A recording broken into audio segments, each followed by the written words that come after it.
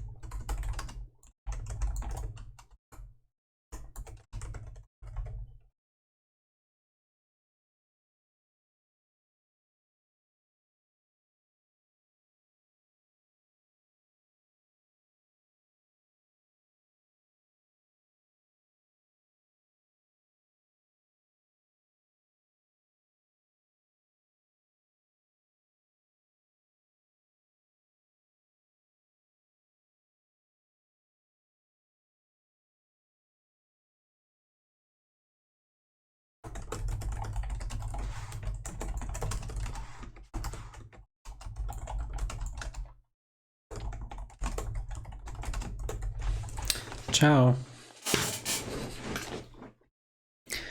All right, so we just watched the Meet the Expanded San Francisco Font family. And let me turn on the music here. All right, so I see also more people in the chat, in the stream, so welcome everybody.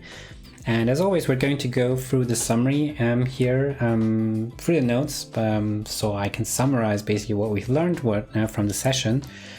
And first and foremost, they basically summarize what we already have to remind us all that we do already have different things we can use. So they listed that we have SF Pro Rounded, SF Compact Rounded, and SF Mono, explaining also what they were designed for. SF Pro and Rounded are for iOS and macOS, the default font. The compact one was designed specifically for watchOS, but can be used, of course, on other devices as well. And SF Mono is for code, basically, so it's used in Xcode and Playgrounds. Then current weights are going from ultralight to black, which you can also see here in this screenshot. So ultralight is the thinnest and black is the thickest. And that's like one way to, like one dimension where The look can be changed as the weight. The second dimension is the optical size, so that's what we provide in points. And yeah, there's already a session that you can watch also from 2 years ago about that. And today this focus is the SF Pro one, because they're adding a third dimension, and that dimension is the width dimension. So explore the new widths.